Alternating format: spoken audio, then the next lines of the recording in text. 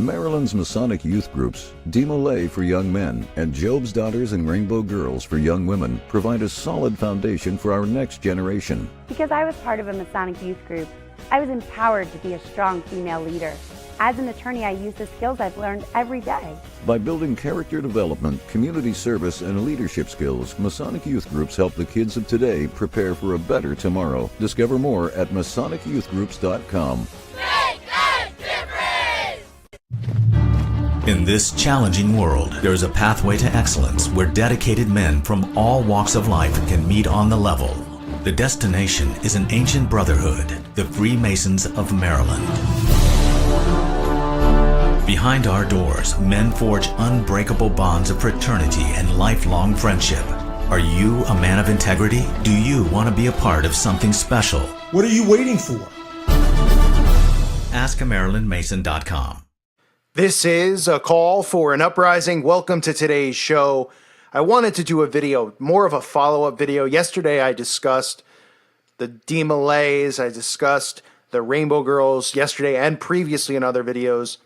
And I left out and forgot to mention the Job's Daughters. Yes, the Job's Daughters. More mockery, of course, from our friends at the Freemason facilities who are brainwashing young girls ages 10 to 20 years old into this secret society. You saw the commercial earlier, how they promote this, how they make it look like this is something, like just nothing, like, hey, it's like joining the Boy Scouts or the Girl Scouts. Hey, it helped me become more empowered as a woman.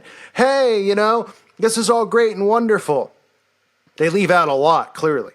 They even say on their website, they quote the Bible, Job 42:15, and in all the land where were no women found so fair as the daughters of Job, and their father gave them inheritance among their brethren. That right there, the way that they state that, since they're claiming to be daughters of Job, saying how self-righteous they are, that their father gave them, you know, that they inherit all this. I mean, it's mockery, the mindset. But Job's Daughters is an organization of young women between the ages of 10 and 20 who are related to a master mason. So this is in addition to Rainbow Girls as well, in addition to the Demolay, which is for boys, youth boys. Throughout the year, they perform service projects to help the community, the less fortunate, and other charities. They actually support the hearing impaired kids, blah, blah, blah. They teach individuals leadership, the same stuff, right? By holding various offices with Job's Daughters, various scholarships are offered. It's the same crap is what it is. Remember, philanthropy, they're all taught and trained this, because by doing that, by pretending they're involved in their community, by pretending they're donating, by pretending that they're doing this and that for others, this is how they get people off their scent, off their trail. Because people look at them and they go, well, what are you doing? They're doing this. They're donating. They're having a breast cancer walk. What's a call for an uprising doing? What are all you Christians doing? Right? That's how they get away with this stuff. It's a perception. It protects them from being investigated. It protects them from the perception that people should have, which is, what is this creepy organization? What are they about? What are they teaching? Because these people are liars and deceivers. So it's all part of mind control. The organization was organized into local chapters called Bethel members. They elect their own officers. There's tons of these around the country. The requirements are be a young woman from 11 to 20. They have to a belief in God. Remember, they are not talking about our Father in heaven. These people believe that Satan is the God, that Lucifer is the God of this world. So you have to be related to a Mason, be of good character and reputation, and petition for membership. The purpose of the order of Job's Daughters is to promote friendship among young women, to network. Job's Daughters is a service-oriented nonprofit created to unite young women who share the common bond of a Masonic heritage. So this is more networking. And the reason I'm showing you this is so that you can be aware, because your children might get sucked into something like this and you don't even know through a friend. Now, this one obviously is different than Rainbow Girls. Rainbow Girls, a daughter of a Mason, can nominate a friend who doesn't have a Mason in the family. This is more related directly to a Mason.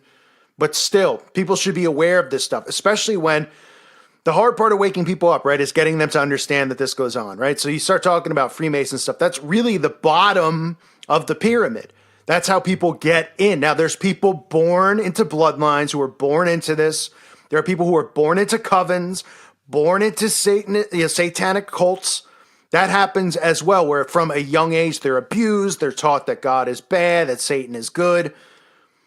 With this is the networking system they use for others on the outside to get in.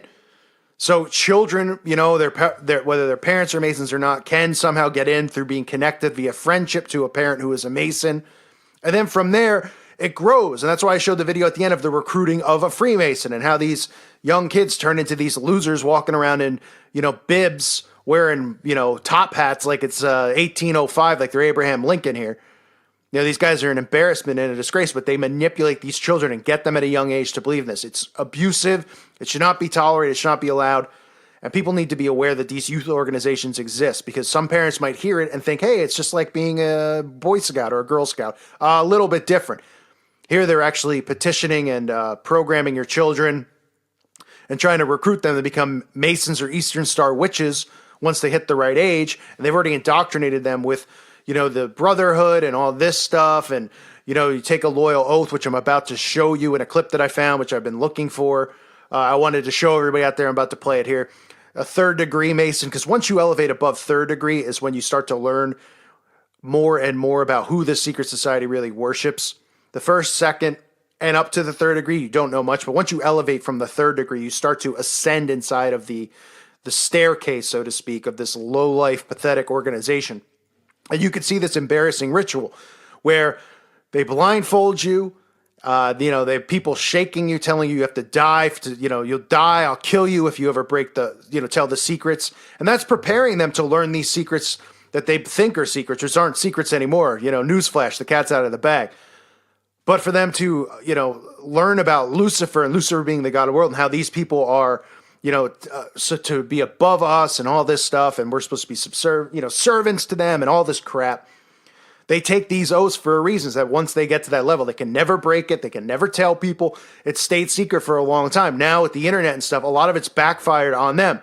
They need the internet and all this stuff for transhumanism, for distraction, to get this technology going for transhumanism.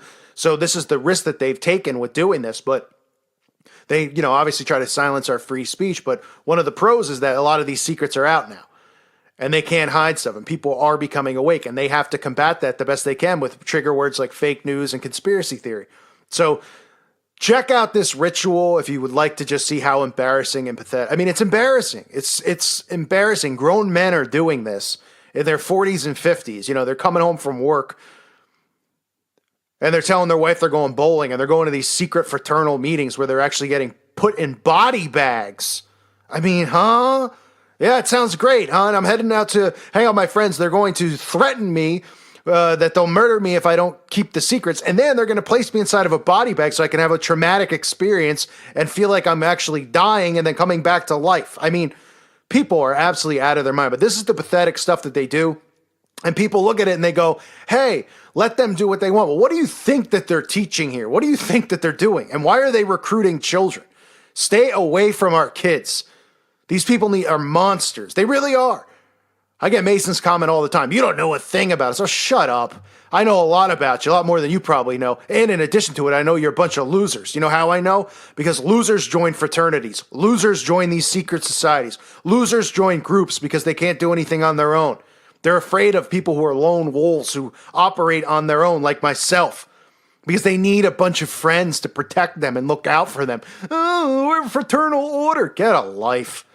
All right, try doing something with yourself. Maybe hit on a treadmill or something like that. Some of these people look like they're 500 pounds if you look at some of these Masons. Anyway, I'm off topic and I'm ranting. I'm going to play the clip now. Take a look if you want to see an embarrassing ceremony performed by these people. I'm probably going to put more of these up so you can just get an idea of what they're doing, what they're all about.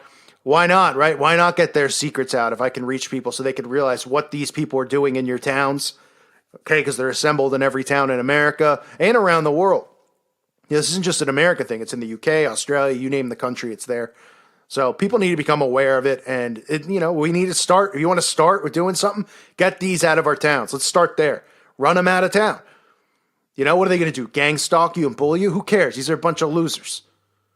We need to get these orders and these organizations out. That's how you stop it from spreading. That's how you protect children from being indoctrinated with this nonsense and joining these groups because they're lonely or they need a bunch of friends and they sign up for this stuff. They have no idea what they're getting into. They really don't. So take a look at the clip. of the legend. Please listen. Worshipful Master, I'd like to introduce Brother Smith. Brother Smith, this is our Worshipful Master. Brother Smith, one might suppose from the jewel you wear about your neck, you were a Master Mason, acquainted with all the secrets belonging to this degree.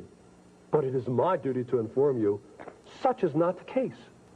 You have a rough and dangerous road to travel as a test of your fidelity in keeping secret that which has been communicated to you.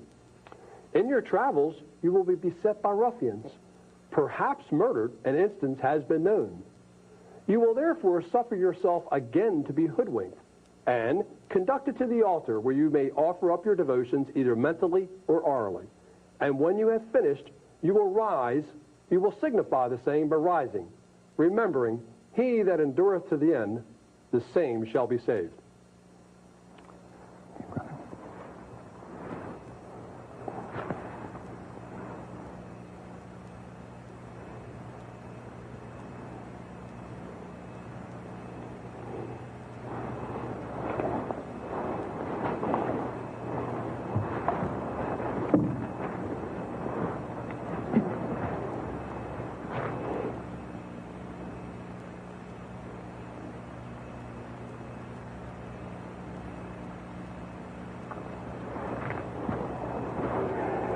Remember now thy Creator in the days of thy youth, while the evil days come not, nor the years draw nigh, when thou shalt say, I have no pleasure in them.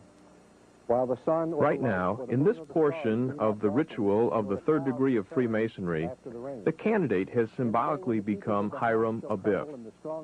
His walking around the altar symbolizes his journey through life, and he is hearing scripture from the book of Ecclesiastes.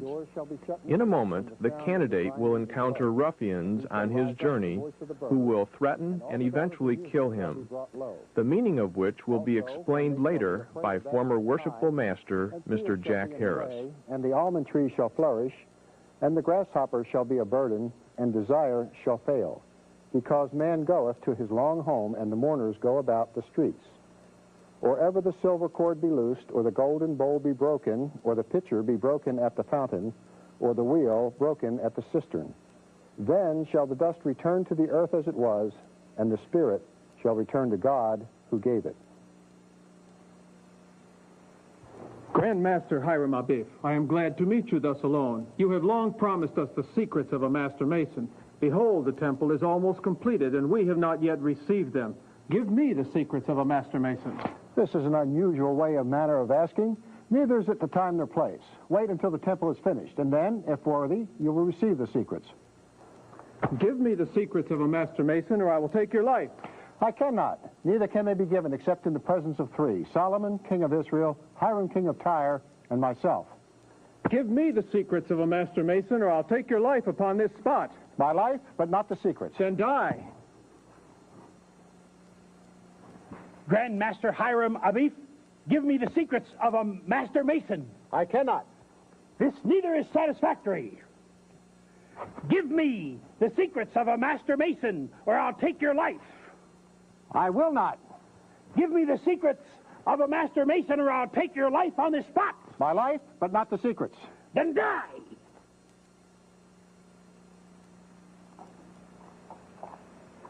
Grand Master Hiram Abiff, give me the secrets of a Master Mason. I cannot. Give me the secrets of a Master Mason, or I'll take your life. I will not. Give me the secrets of a Master Mason, or I'll take your life on this spot. My life, but not the secrets. Then die. Companions, what horrid crime we had committed. We have murdered our Grand Master Hiram Abiff. What shall we do with the body? Let us take it a westerly course and bury it at the brow of a hill, some 6 feet due east and west, and 6 feet perpendicularly, at the head of which we will plant a sprig of acacia, that the place may be here unknown.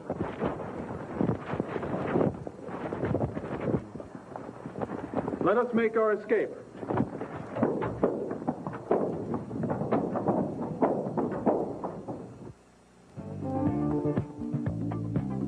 Please stay with us, for after this break, we will continue with the third degree of Freemasonry. You'll see where Hiram Abiff is raised from the dead, and then the former worshipful master will explain to us the meaning of what you have seen.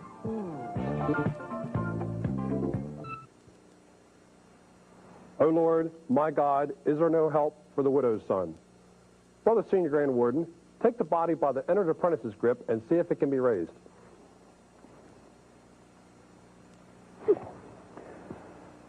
Most worshipful King Solomon, the body cannot be raised by the entered apprentice grip. The skin slips from the flesh. Take it by the fellowcraft's grip and see if it can be raised. For reasons already assigned, it cannot be raised by the fellowcraft grip. The flesh cleaves from the bone. In this our extremity, what should we do? Let's pray.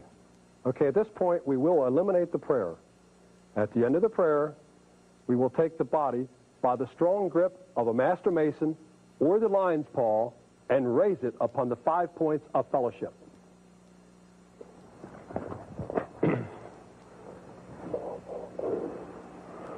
Brother Smith, you have now been raised to the sublime degree of Master Mason. And the word which I have just communicated is the Grand Masonic word, which you promised in your obligation never to communicate except in the way and manner in which you have received it. You have been raised by the strong grip of a Master Mason or the lion's paw. And upon the 5 points of fellowship, which are, follow me, foot to foot, knee to knee, breast to breast, hand to back, and cheek to cheek or mouth to ear. Give me the word. Which are thus explained. Foot to foot, that you will be ever ready to go on foot and out of your way to assist a worthy brother. Knee to knee, that you will remember a brother's welfare as well as your own. Breast to breast, that you will keep the secrets of a brother Master Mason when communicated to and received by you in charge as such, as inviolable as they were in his breast as they are in yours before being communicated. And hand to back, that you will be ready to stretch forth your hand and assist and save a fallen brother. And cheek to cheek or mouth to ear, that you will whisper good counsel in the ear of a brother, remind him of his error, and aid him in a reformation.